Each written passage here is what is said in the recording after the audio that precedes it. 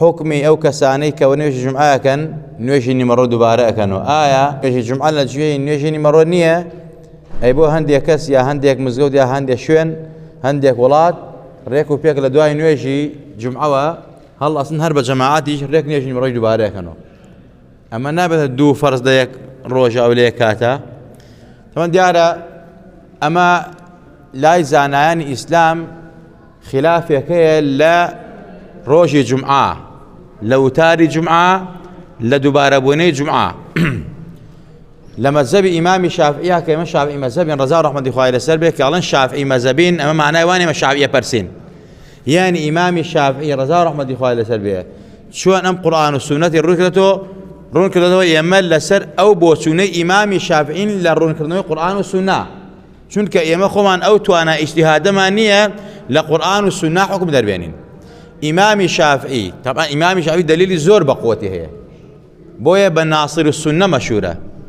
مذهبي دروس كردوا لنيوان مذهبي عقله لقل مذهبي حديثة إمام الشافعي رضا رحمة الله عليه السلبي فرميت ليك شارع يك جمعة دروسة يك جمعة دروسة نابل لشارع دو جمعة بكريت إسا شارع إسلاماني أبي يك جمعة تابه نابل دو جمعة تابه بلقي إمام الشافعي شيء فرميت بيغمبري خواه صلى الله عليه وسلم لما دينا كخلقي زور بو لما دينا يك جمعة كردوا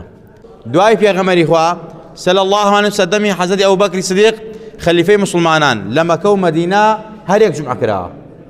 مثلا خوشان مسجد دي شي لبوا بلام يك جمعة كراها لسردمي حضرت عمر كري خطابة فتوحات الإسلامية دسي بيكر مثلا عراق وإيران وشام مصر وأمانة همي لسمي وفتح كراها لهم شاركة كمسلمانان حكمي أنا كر يك جمعة أنا كر يعني يك مسجد جمعة كر دعاته حضرت عثمان بهمان شوا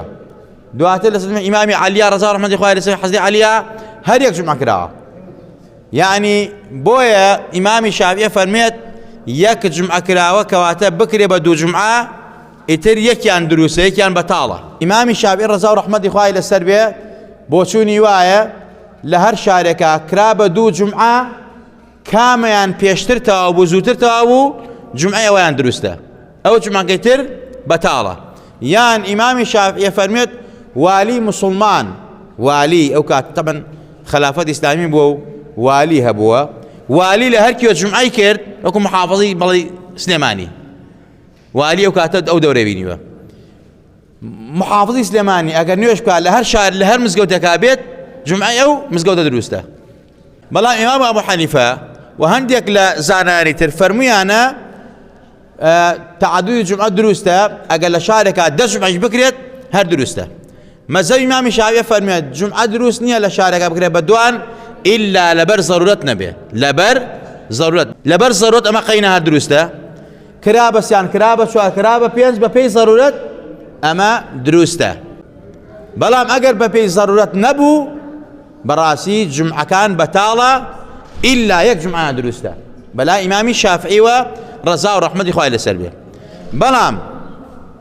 زورك تلا علماء فرميانا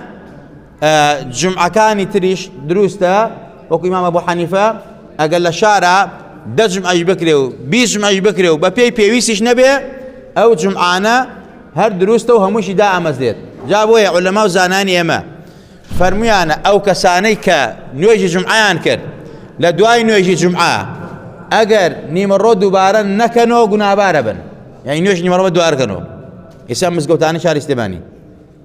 أبين نيمرو دوبارا كنوا أجر دوباره أن نكردو أبي خويان تقليدي كيف كان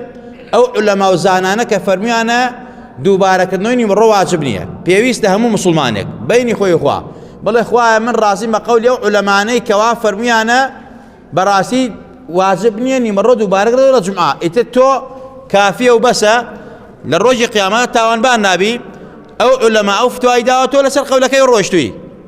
بلا ما قلتوا بلي الشافعي مذهب مو نوي جمعة بكيلو بمهم جمعة شاري جمعة زوري الشاري استماني براسي نجمع كدرستا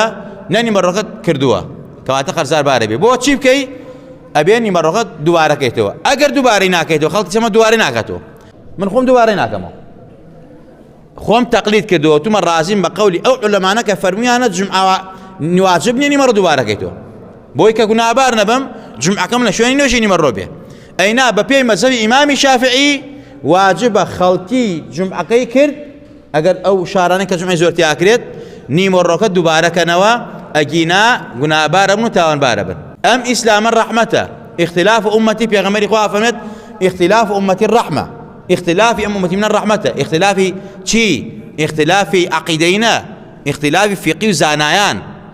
نك حزبات يدرو دلسا اختلاف زانايان. إمام الشافعي فرمت دزنوش لأفراد الشيء إمام حنفية فرمت ناشيت. إمام الشافعي فرمت مثلا تعاد جمعة دروسنية إمام أبو حنيفة فرمت دروسته. أما الرحمة يا أمتي بيغمري خوا أم زانانا هؤلاء عندها خواز زان باتوا وغير أو شوار مذهبش كذب وين اجتهادات كاتو هر كسل هر من على صيب من حل حديث ولاد اجتهادكم كأصل فرع دين نازان يقولوا في اللي يجانا كاتو براسي بالله من مسلم من مفتيم إما استا أم مسلمان إيوه بريس كجمعة أجر بوتان كراني مرة دوباره كانوا هيجي تناشه بالله أجر دوباره ناكيتو بالله أوار راسين بقولي أو علماء كهم دوباره كانوا واجبني كافية هيجي تاني مقصة هيجي تاني راسين بقولي أبو حنيفة أو علماء كفتوها داوا لشاركة لجمعية زيادة دروسته بوي كجمعة كو دروس بيو قرصاري مرة النبي اختلافك لبين الزانايانا هولي عندها ماندوبون خوات زان باتوا أما حقتكيتي بوي إيوي برزو خوشويستيش أقل أو كسي من تم أرزم كن من خوم دوارينا كمو خوم دوارينا كمو الله براسين بقولي علماء كافرمون واسبني دواريكيتو تو إيش وابله بلام احتياطنيش دواريكيتو قيتشيكا قلت دو هاني مرة دعاء سنتي دعاء مرة شون لجماعة مثلا بيشو سنتي لدعاء سنتي تولى جي أو سنتها شو عركاتني مرة بكو توابيكا هيك تيا خيرك جستوى وصلى الله وسلم وبارك على سيدنا محمد وعلى آله وصحبه أجمعين.